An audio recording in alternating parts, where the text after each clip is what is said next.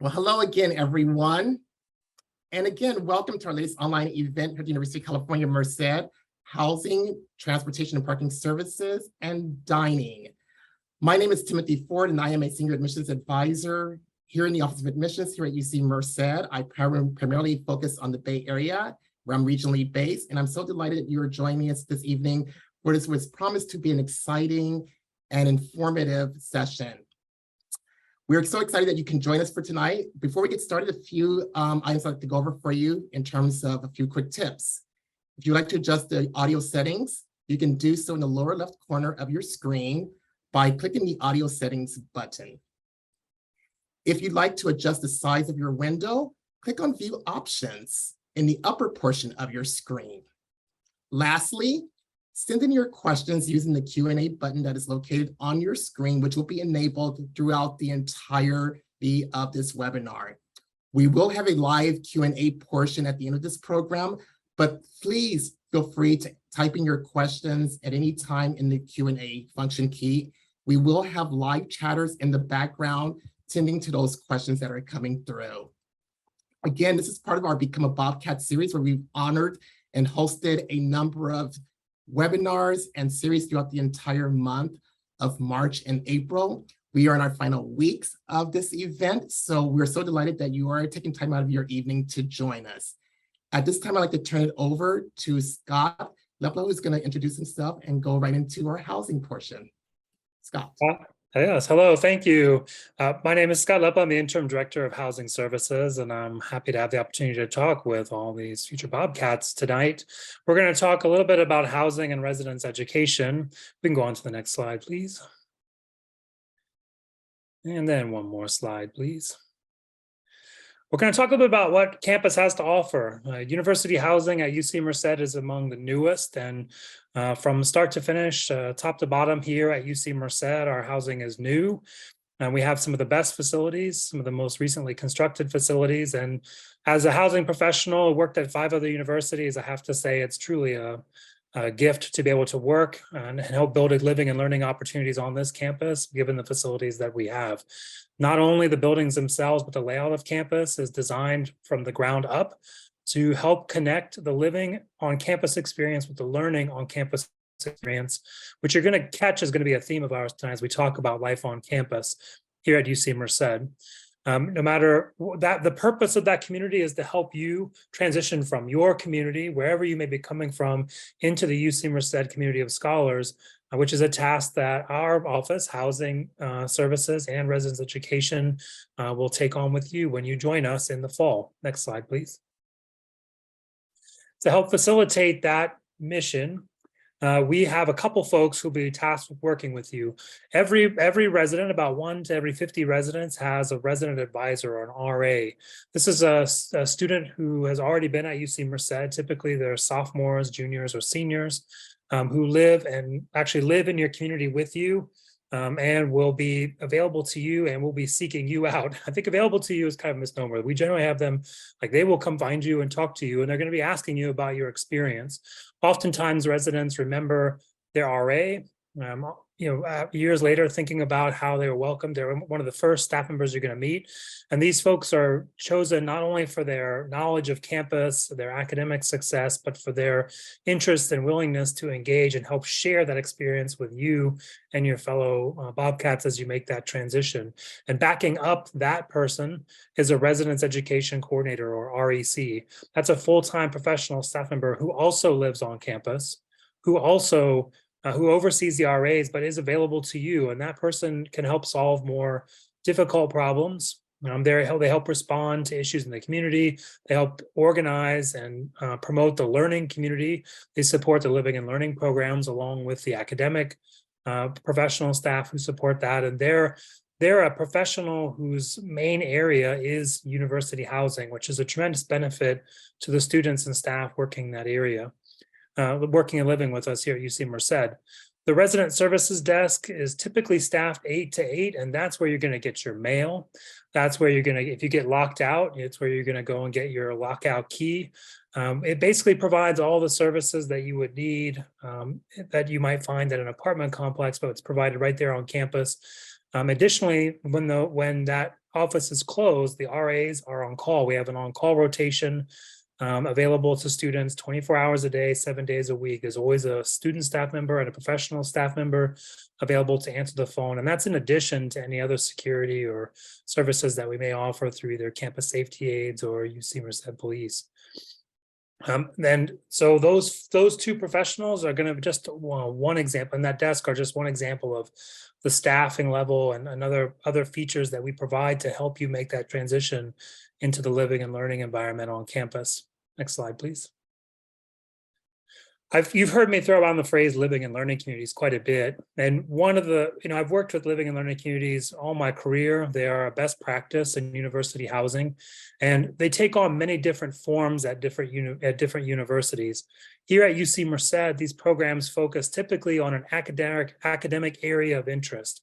So they're not necessarily major specific, but they are kind of academic interest area, like engineering has one. We'll talk about that a little bit later. Professional engineering, there's health pathways, there's sustainability and sustainable living. So there's different focuses that if you, regardless of what your major is, if it's related to work in that area, you may find that living and learning community has something to offer to you.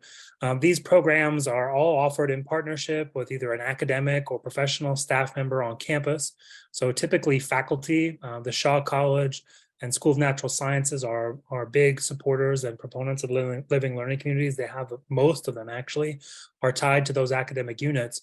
And these communities offer, in addition to clustering you with other students who may share a similar academic interest, they also provide co-curricular activities. These are things that we do that are special events just for folks in the living learning community to meet each other, to meet scholars in the field, to learn more about the issues that are relevant to that area of study that the living learning community is focused on. And this can help connect you both, not just with information in the classroom, but provide another forum where that information can be used and to build relationships that can help you as you explore your major. Next slide, please. These are some of the, there are many reasons why students get interested in LLCs. Some of them just have a real interest in their major area, but these are some of the areas that we highlight. And there are certainly things that our students have told us about their participation. I would offer, as someone who, whose business is building community, the opportunity to build a network of peers, graduate mentors, faculty, and staff can be a tremendous upside to the LLC.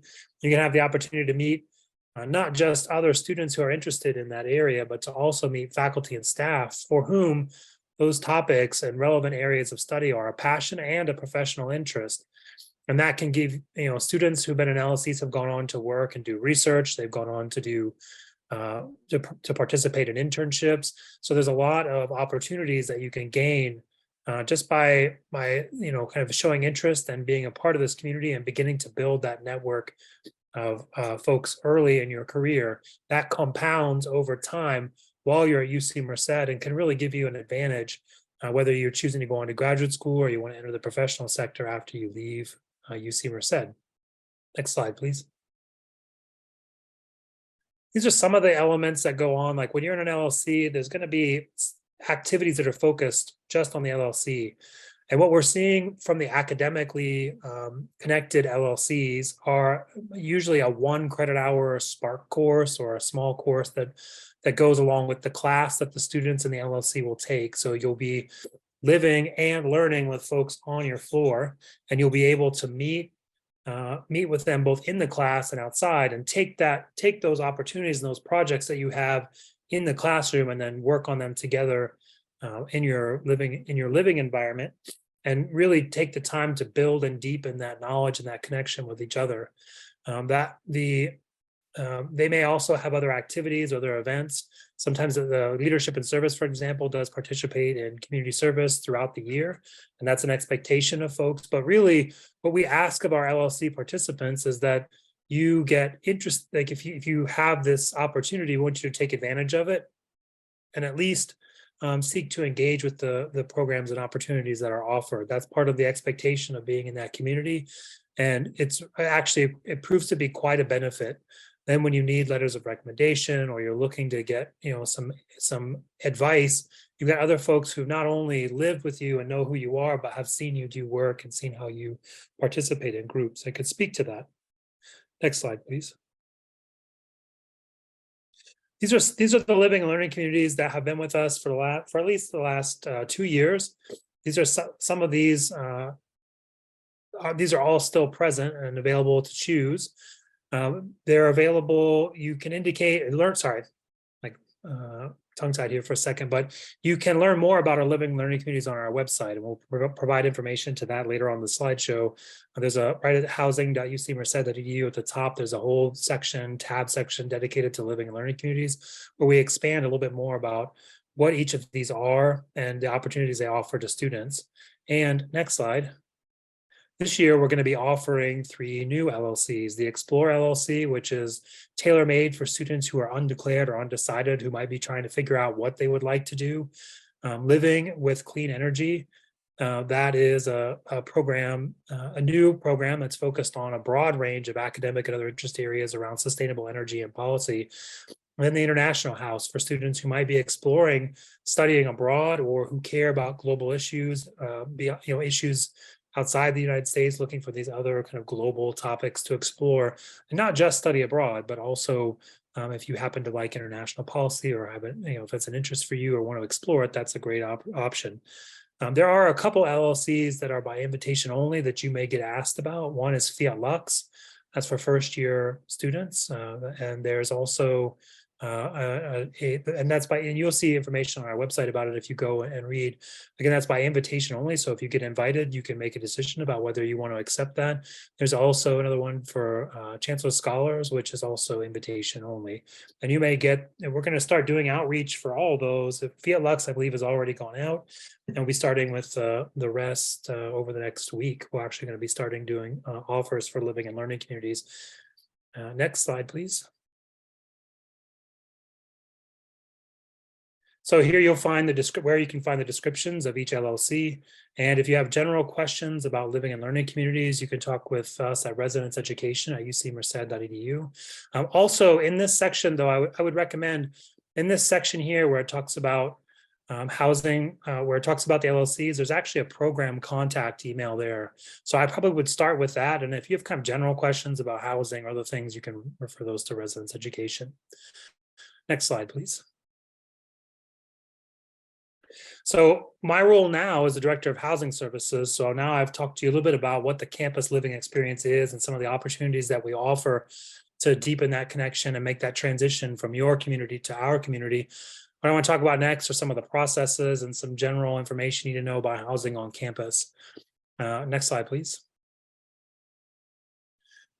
So all of our students, our first year students, are guaranteed housing in their first year. And that housing guarantee applies as long as you meet our application deadlines. We're going to talk about those a little bit later, but the first key deadline coming up is the May the 4th, 4 p.m. submit your application. That is the first deadline. If you meet all your housing deadlines and live on campus for your first year, you'll have the opportunity in your second year to also be guaranteed housing on campus at UC Merced, as long as you apply on time. That information is explained on our homepage when you look at the housing options and living on campus. And our office can also explain those if you have other questions. But it's a pretty good guarantee and ensures that as long as you have to tell us you want housing, we don't require that first years or second years live on campus. So students are sometimes surprised by that. That was something we used to do a while ago that some schools still do, but we don't require anyone to live on campus. If you do come join us on campus and choose to spend your first year with us, these are some things you should leave at home. So there's no pets allowed on campus. You can bring fish in small tanks. That doesn't include emotional support animals, but generally speaking, most of you will be sharing rooms with 1 or 2 other persons. So thinking about, what's going to be best, usually fish are a pretty good pet in a shared environment. Don't bring any weapons. Don't bring any kitchen. One that comes up all the time is kitchen appliances. Can I bring an air fryer? Can I bring a rice cooker? No, you can't. You can basically bring a single serve coffee maker. That's all you can bring with you. don't bring anything with wicks like candles or incense. We don't want to burn stuff, and then obviously leave your illegal drugs and drug paraphernalia at home. On our campus, we're still a federal drug-free campus, so that includes marijuana, even though it's not illegal. You also don't need to bring any kind of Wi-Fi extender or Wi-Fi routers or anything to that effect. So if your South Campus buildings are wireless only, there's no network ports or Ethernet ports on an El Portal, Glacier, Sentinel Rock, or Granite Pass. So you'll be using the university Wi-Fi there. If you happen to be placed on North Campus, Half Dome, Cathedral, Tenaya, if you're in Fiat Lux, there are Ethernet ports there, but you really shouldn't use an additional Wi-Fi router extender because it can interfere with with the building's Wi-Fi. Okay, next slide, please. These are some things to bring with you. Again, all these things are outlined on our website. I don't want to spend a ton of time going through this. I will highlight a few things to think about that I want to. That's some kind of a consistent message I want to help folks out by sharing, and that is all the beds are twin extra long. So if you're looking for sheets, you want to find what size bedding to get. It's always twin extra long. You can bring up to one microwave or refrigerator. You can bring one microwave per room. So if you're in a room with 4 other people in a quad room, you can have one microwave. If you're in a double room, you can have one microwave. That's for fire safety reasons. And the second element of appliance that you can bring is a small mini fridge or a micro fridge. And those you can have one for every 2 persons. So if there's 4 people in a room, you can have 2. If there's 2 people in a room, you can have 1. If there's 3 people in a room, you can have 2. But they have to be smaller than 4.2 cubic feet. As far as laundry supplies, you'll need to bring stuff to haul laundry, but you don't need the old sock full of quarters anymore because all our laundry is inclusive for our campus residents. You just have to have your CAT card and you can swipe in. There's no additional fees for doing laundry on campus. Next slide, please. This is the application timeline. I've already mentioned May 4th at 4 p.m. That's when you have to have your application turned in. And any application that's already been submitted, we will then turn around and offer you housing. It's a 2-step process. Because we don't require housing, you have to ask us for housing. That's submitting the application for housing. And then we will turn around and offer you housing, provided that you have applied by 4 p.m. May 4th, you're guaranteed an offer, which you then have to go back to the portal and sign electronically by midnight on May 5th. Transfer students, your timeline's a little bit later because the transfer portal is open a little bit longer. So the timeline's listed there, 4 p.m. June 6th. You have to have it turned in and you're guaranteed housing as long as you sign it by 11:59 p.m. on June 9th. What I didn't highlight in this process is that you need to SIR. You won't show up in the housing system until you complete the SIR form and commit to UC Merced. So if you happen to be on this call watching, and you're concerned about, if you haven't done that step, you might want to do that step first. Let's see, we are going to be, like I mentioned earlier, for folks that have already applied, and I already have hundreds of housing applications in already from first years. We're going to be starting to share that information with our LLC partners, and they're going to start making LLC decisions as early as this week. When you do the application, you can prioritize a number 1 choice and a number 2 choice if you express interest in LLCs. And then we typically try to get you in one of those 2 choices if we can. But for some, it's going to be first come, first serve. Some are in high demand. So I recommend that you get your application early and indicate those preferences if there's an LLC that's of interest to you. At the same time, once you've signed your housing contract, you'll be able to access the roommate groups tool. You can form a roommate group with any of your friends that are coming, with other students that are already here. If they're looking for you, if you maybe have an older cousin or someone that's already here or a friend, you can form that. That's already open on the application. You can start forming roommate groups now, and you can also look for students with whom to form a roommate group. A roommate group is 1 or more students that have expressed an interest in living together, and then the roommate group tool allows you to be placed together. It's not required. You don't have to do that as well. But we'll place you if you don't form a roommate group, so don't feel bad. Most students actually get placed without a roommate, but for some that already know who they want to live with, that's an important part I want to highlight. If you've signed your contract by May 5th, we're going to invite you to participate in online room selection between May 16th and the 30th. During that time, you'll receive an entry time, like a start time, and on or after that time, you can log back into the portal and you can actually look at the housing that's available to first years, and you and your roommate group can pick a building and room to live in.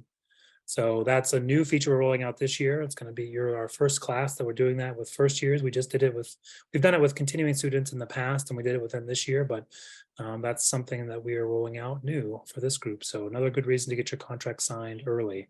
Our move-in process takes place Thursday, August 17th to Sunday, August 20th, and you'll be able to sign up for your own move-in time. There are certain groups, some LLCs arrive early. If you participate in Summer Bridge or you are an athlete with fall sports, you may be asked to arrive early. We'll reach out to you if that's the case, but everyone else, you'll be able to select a date and time between August 17th and 20th for you and your family or friends to move into UC Merced housing. Next slide, please. Last things, if you need a housing accommodation, so if you happen to have, if you have like a 504 or you have a documented disability that housing can address to ensure, like you might have mobility impairments or other issues, you want to get that information submitted as soon as possible. And you can actually do that independent of the housing process. So if you have an SIR, but I would recommend still that you do the process outlined as it's outlined here on our webpage. You don't provide that information to housing. You'll actually work with student accessibility services to provide documentation, and they'll communicate what things are needed back to UC Merced. For example, to UC Merced housing. We don't, for example, offer single room housing as an elective choice. You reserve it for folks who have disability accommodations. They get the first priority because some have a need for a single room. So that's one example. Or if you need an emotional support animal, that's also where that process begins. About student financial aid, if you do have questions about your aid package related to room and board, please work with the Students First Center. Their information is listed here. That's a good place to start, particularly if you're trying to explore your aid package.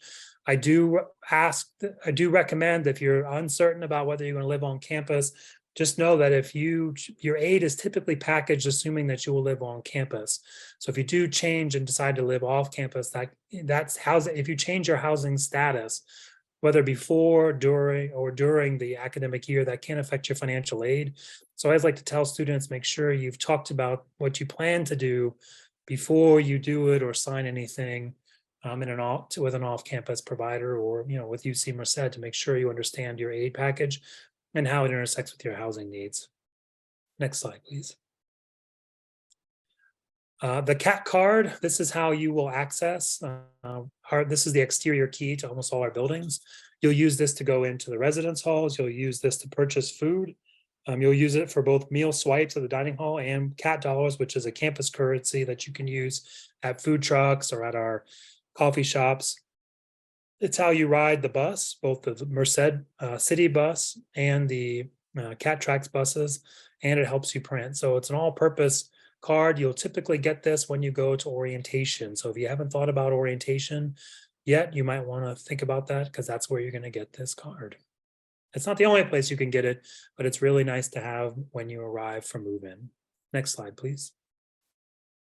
All right, I'm going to pass it on to my colleague with transportation and parking. Good evening. My name is Rosalba Barriga, and I'm with Transportation and Parking Services. Resident students, the semester rate is $200. Those applications are available now. If you visit our website, all campus resident students are eligible to apply. I suggest that you apply as soon as possible, because we will have a wait list from our website. Next slide, please. Commuter students, continuing and new transfers, those permits will be available August 1st through your parking portal. The rate is $150. We also have daily rate parking. It is through pay by text. And then also freshman commuters can also apply by exception, and those applications are open now on our website. Next slide, please. CAT Tracks campus shuttles. Like Scott said, you need your CAT card just to board the bus. All schedules are on our website. Face masks may be required, And this buses pretty much connect you to anywhere you need to go: medical, grocery, retail, dining, downtown, Amtrak. Next slide. Other transportation partners, we have Amtrak, which they do offer student discounts. We also have the bus. We have one line that does come to campus. And then we also have Fly Advanced Air, which have connections to LA and Las Vegas. Next slide, please. We also have Zipcar. We have about 5 vehicles on campus. Membership is $15, and the rates do include your fuel and insurance, and you do need to be 18 years or older. We also can also call Lyft or an Uber. Next slide, please. And these are our contacts, our website information, our email, and our phone, office phone. Thank you, and then I'll pass it on to my colleague, Matt. Hello, everyone. Welcome to UC Merced Dining Services. I am Executive Chef Matthew Perez. Next slide. So we'll just run through dining and retail services that we offer. Pavilion Dining Center. When you enter Pavilion, you will again use your CAT card to swipe in. And you can enter for unlimited all-you-care-to-eat meals with the residential meal plan. We do offer a wide variety of daily options, including for those with special dietary needs.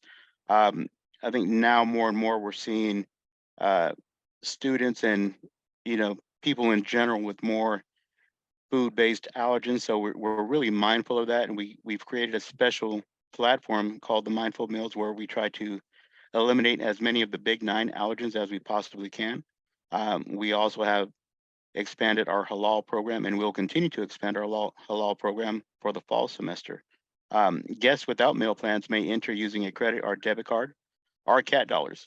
CAT dollars are included in the meal plans, so all meal plans are basically unlimited. The real difference there are the amount of CAT dollars that you are going to get on the meal plan that you choose. Yablikoff Wallace Dining Center, again, you can use your meal card to enter there for unlimited all-you-care-to-eat meals with your residential meal plan. And again, they also offer a wide variety of daily options, including for those with special dietary needs. Just to go back to Pavilion, we are currently and will be continuing to provide breakfast, lunch, and dinner. Yablikoff Wallace Dining Center will be offering a tentative lunch, dinner, and late night meal service coming up in the fall semester. As far as grabbing a quick bite, you can go down to our Lantern Cafe for grab-and-go drinks and food located in the Collegian Library. And there you can spend your CAT dollars, credit, and debit cards. We also have a Bobcat Snack Stop. It's a convenience store located in the Collegian Library, and they accept CAT dollars, credit cards, and debit cards. Food trucks. So we have some food trucks from around the region on campus regularly. There you can also use your credit and debit cards, cash, and CAT dollars. Next slide, please. So Pavilion Dining Center, we are open 7 days a week. We do, like I said, offer breakfast, lunch, and dinner. We have an interactive menu site that allows people to log in or click on this link, and there you can enter your dietary restrictions or your dietary lifestyle. If you have any food allergens, you can click on what you cannot have, basically your food allergen, and it'll create a list of what you can have. So basically everything that's free of, let's say you have a wheat allergen, everything that's free of wheat, it'll populate what you can have. And we also take extra precaution to label anything that is cross contact, just for those that may have really severe allergens. And we also serve special meals. We do everything from St. Patrick's Day to Holy to National Garlic Day. We like to get creative. We celebrated National Pizza Day. We had, special event, a pumpkin decorating for Halloween, Valentine's decorating for, Valentine's Day. And we're always open to feedback. So when you come to campus, if you have something that, you miss from home, your favorite food, please come and talk to me. Let's work together to see how we can make it feasible for the upcoming semester, how we can implement it as a special, because we definitely want you to make you feel at home. We also have a variety of meal options offered through all 4 platforms here at Pavilion, including 2 salad and a deli bar.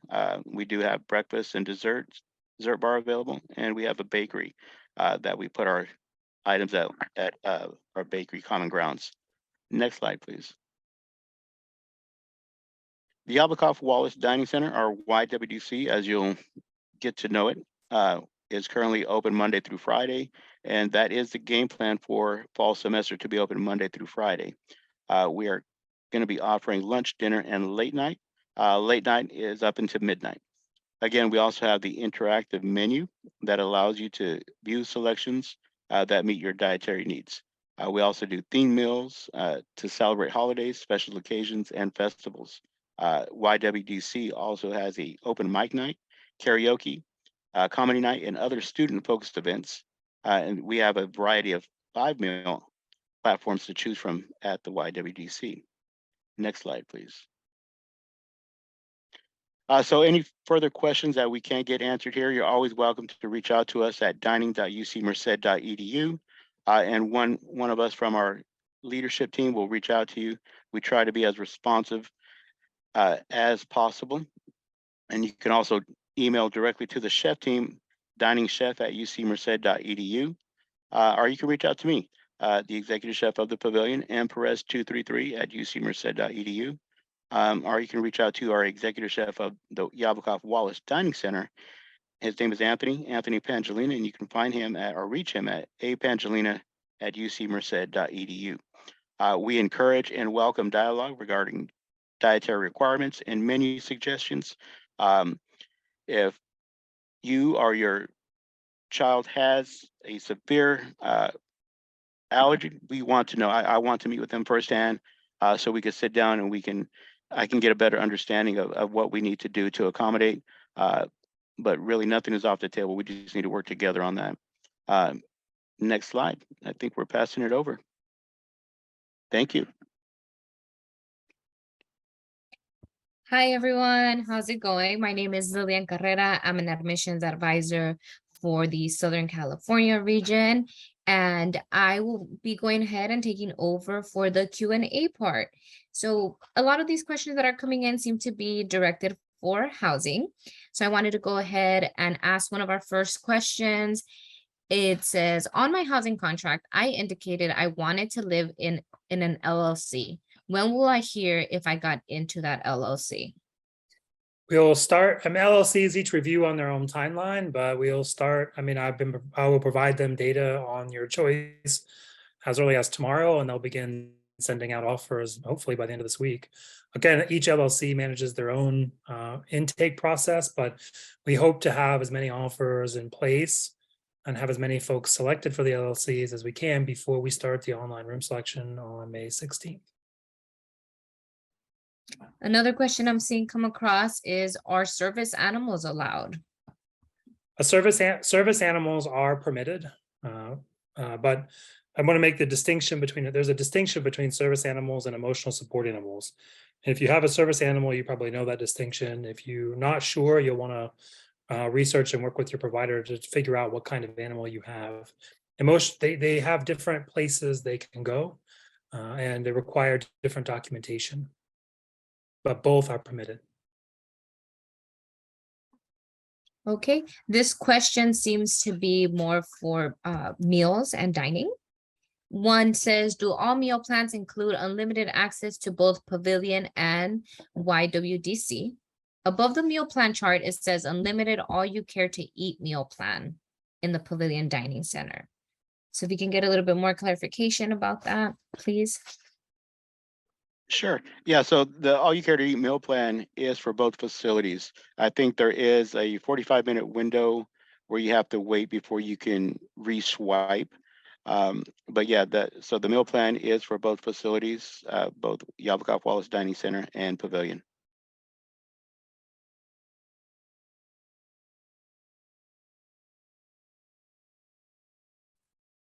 And another question I'm seeing come across is really about the difference between CAT dollars and meal plans. I know you touched a little bit about it, but can we get a clarification about how you can use either one or the other? Yeah, so the meal plan is based on swipes. And again, that's you get unlimited swipes. I mean, you just have to be within that 45-minute window, or you have to be outside of that 45-minute window to swipe again. And the CAT dollars, I think every one of us has talked about how you can use CAT dollars. I mean, you can use them at the snack stop. You can use them at the retail store. You can use them to print. You can use them at the food trucks. You can use them, I mean, at the campus store. So I mean, the difference in the meal plans, and you can actually reach out to us for further details on this at dining at ucmerced.edu. But from what I've seen, the CAT dollars increase in amount depending on the type of meal plan that you select. And that's really the biggest difference, because all meal plans are all you care to eat with no limitations. To touch base a little bit more about CAT dollars, are CAT dollars, are they able to roll over throughout the 4 years?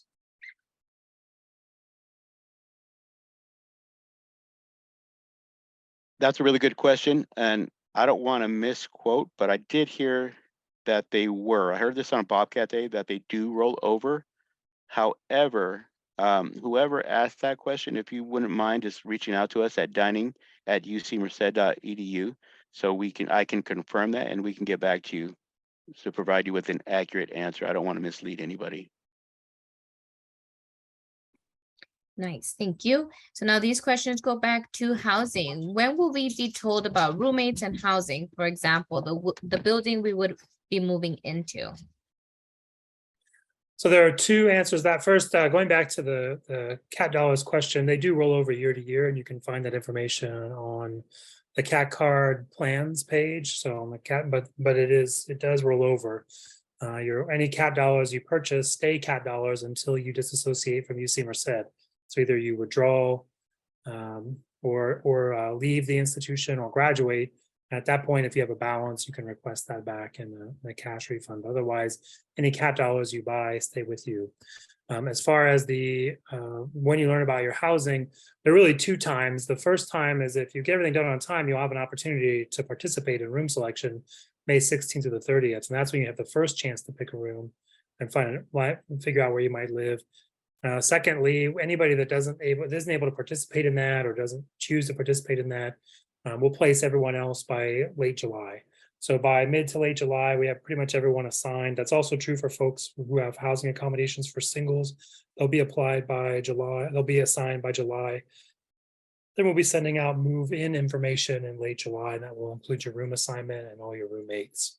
So there are kind of two periods. Either you can learn that during the room selection time early, or you can learn it and we share with everybody in July. Thank you, Scott. And I think you might have touched a little bit about this one, but looks like the question is, I have a 504 with accommodations. How do I send them in for my housing, or who do I get in contact with to go through with that process? What paperwork do I have to fill out? Yeah, great question. You're going to reach out to Student Accessibility Services, and their website is access.ucmerced.edu. And that there's a link in the slideshow where it talks about it, where it references our housing homepage, and that has information about the accommodations process, how to reach that group. So there are a couple ways to get there, but you want to work with Student Accessibility Services. You'll provide them with documentation, and then they'll work with you to establish what accommodations are needed, either for housing or in the classroom. Thank you. Now, this might be similar. How does it work in dorms if a student brings an emotional support animal / service animal? Yeah, I presume you mean like how do the roommates manage that? And so to clarify this, because there's always some questions about it, it's an accommodation, so there is no pre-approval process. Your roommate can show up with an ESA just one day out of the blue. That if there's an allergy or something, we can work with you to either try to take steps to mitigate that, if you can mitigate it on your own, if you really want to stay in the room, or we can try to work with you on a room change. But ESAs always have priority as an accommodation, and we would not ask a student who had an ESA to move out or to relocate unless they wanted to do so electively. So Okay. it is a big, if you're thinking about getting one and you're not sure if, you know, if it's something you might want to try, again, I encourage you to maybe, you can always explore the issue with your roommates, but it's not their decision whether you get one or need one, right? That's between you and your provider. But it is worth considering what the impact of any given ESA is in the room. I mean, it is a residence hall room, right? I mean, it's not an apartment, so having a dog in there may, you know, is going to have some questions you have to resolve.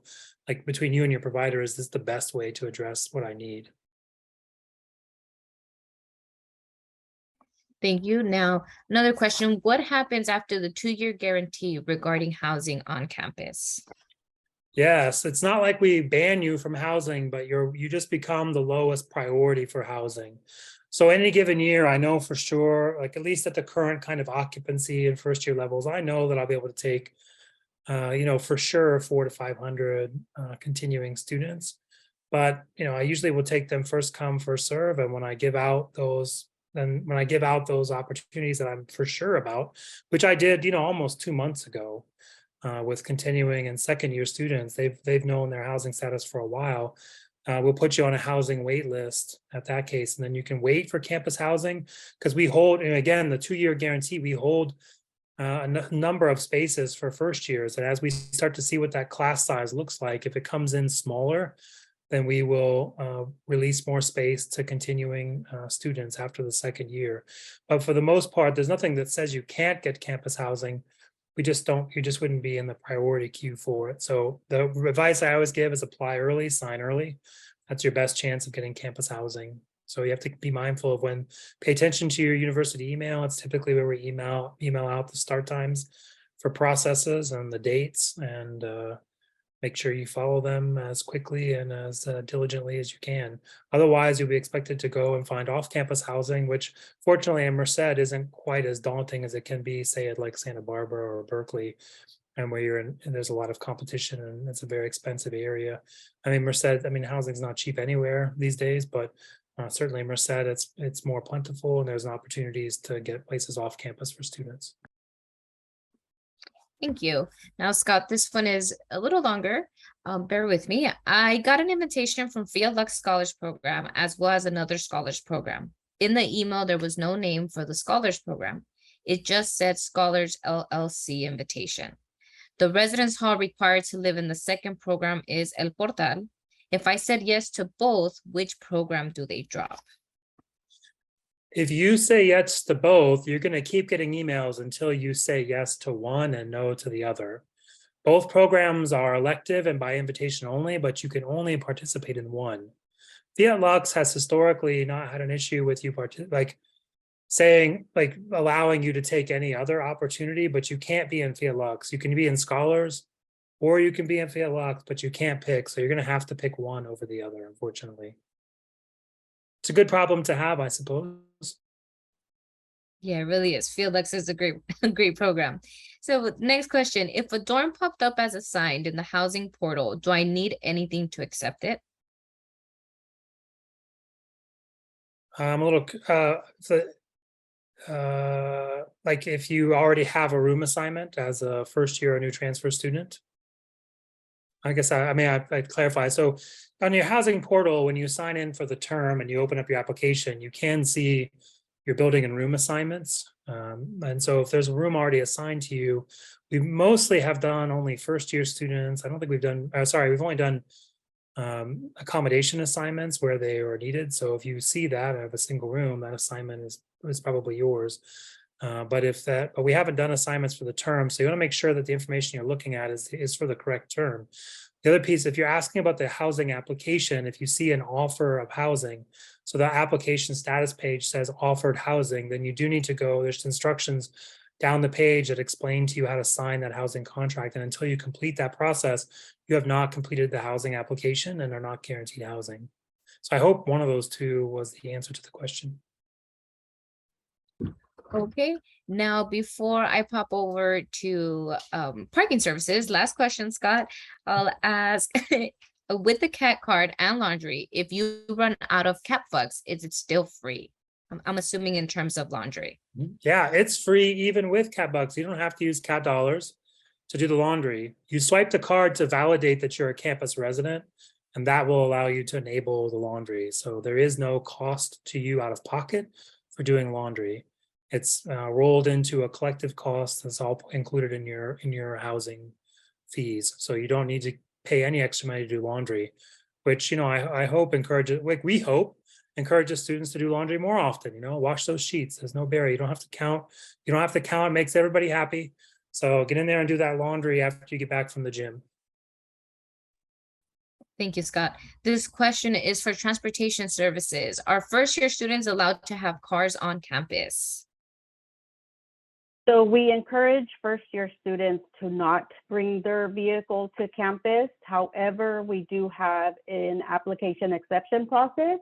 You can submit your application. You do have to meet one of the criteria, which are health, employment, military, or an extreme circumstance. And that application is available now. Okay, another question I see is, what are the rules for storing personal transportation in the dorms, like bicycles and electric scooters? Bicycles stored outside. There's plenty of bike rack space on campus. You can bring electric scooters into your room to charge, for example, and to store, but you cannot ride them to your room. So, and you can't ride them in the pavilion. You can't ride them in the YWDC. And you're not gonna, you might want to, but you really shouldn't. It's dangerous, and that's why we don't allow it. In the residence halls, the electric scooters destroy the carpet. So you can bring the electric scooter into your room. When I talk about a scooter, I'm talking about like a stand-up scooter, not like a motorized sit-down motorcycle style scooter. But you can bring that to your room, which a lot of students do, and you can charge it and store it in your room. We just ask that you be mindful of your roommates and have those conversations. That's part of the kind of conversations you're going to have with your roommates. But bikes are stored outside.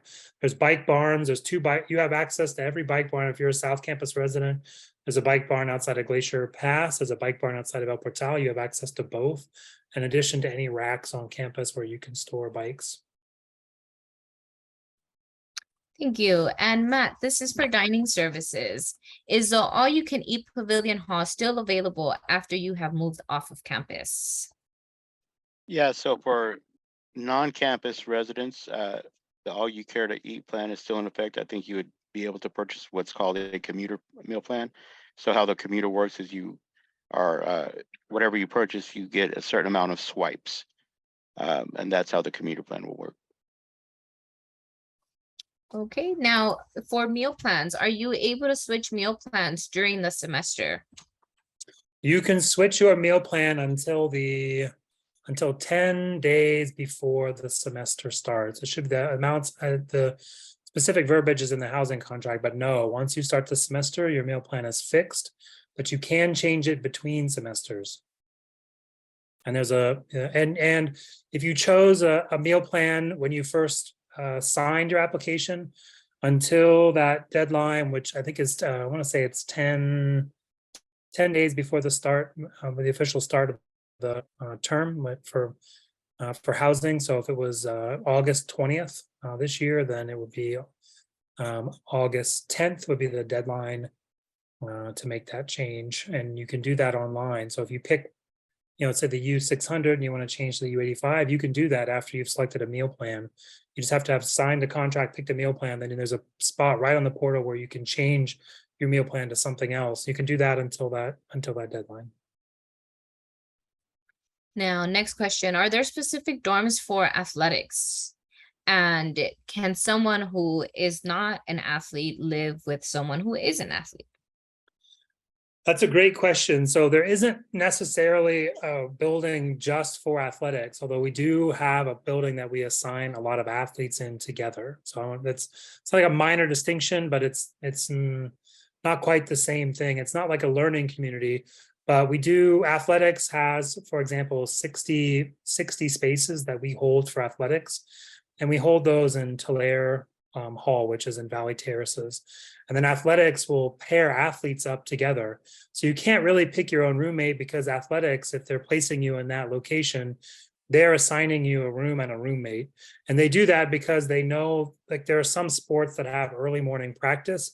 So assigning cross-country runners together, for example, who get up early and run to beat the heat in the fall is good because they're up at 5. And if you have roommates that aren't on the same schedule, it can be challenging, right? So that if athletics does assign you, they'll work with you, and you can talk to your coach about what their plans are, and they may put you with other athletes. However, you as the student are signing the housing contract with housing. You do not have to accept that. You can choose to go live anywhere you want, and housing's not going to get in the way. Now you're going to have a conversation with your coach about, yeah, thanks, but no thanks. I'd like to go live in a different part of campus, but that's your right to do so. So, you know, this conversation only applies to maybe about 60, 70 people tops. But if you're one of those persons, just know, like, yes, they will hold housing. Athletics holds housing for some of their athletes who need to arrive early in August. You would need to check with your coach to see if you're among those persons or teams, and then athletics will assign you. So no, you could not have a non-athletics roommate in that space, but you can elect to go live somewhere else with your non-athletics roommate. Thank you, Scott. Now, last question before we wrap up. How are medical emergencies handled? Is there a facility on campus? Yeah, so I'll take that one. I mean, I tend to deal with a lot of these in housing and res ed, but the main way, so there are a couple levels, right? So there is a clinic on campus that's open during business hours. And so if the nature is more urgent care than emergency, you can drop in during the times when that is open, and you can be seen by UC Merced. They got a physician, nurse practitioners. I mean, they have a whole range. It's a full service health clinic there, and includes a pharmacy for dispensing prescriptions as well. So that's available, and that's on campus. If you have an emergency, if you have transportation, you can go to the nearest hospital is Dignity Health. I was just there today. So from Scholars Lot to drive at a non-emergency pace to get to the ER there is about 9 minutes, right? So it's, you know, that it didn't include the walk from my office to the car, which maybe add about another 8 minutes. If you need emergency services, like if it's a true emergency, you can call 911 or campus police, and they will dispatch someone to you, and they will come, like an ambulance will come right to your building and pick you up, just like they would other places. And if you're not able to move, they will come to your room and get you and bring you down the elevator on a stretcher. And this happens. People get injured all the time. We have people skateboarding, they get wiped out. Sometimes, you know, they're injured, and they have an ambulance will come and assess them, and, you know, like, they can be transported or not transported. There is an intermediate option that we provide. So if you're working with your RA and you need to go you want to go like to the hospital, but you don't really want to take an ambulance, it's not life-threatening, the RA and housing staff have access to taxi vouchers that can be given to you so you can get to and from the hospital.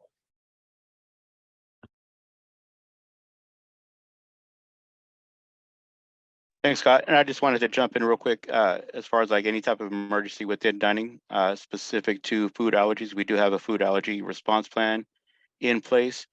So should someone have an allergic reaction while in one of our dining facilities, we are not allowed to administer an EpiPen. So it's really important that if you do have a food allergy, that you share this with your roommates so they can hopefully assist you with that. But we do have a plan in place where we would contact the emergency personnel right away. We would sit with you.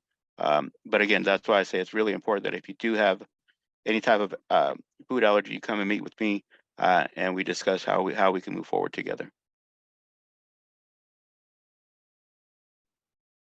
All right, thank you all so much. Thanks, Matt, for sharing that information, and thank you to all of our presenters this evening for sharing information. Just so you know, once again, this recording will be available on our Become a Bobcat series admitted student webpage within a few days. So make sure you do continue to monitor and look for that.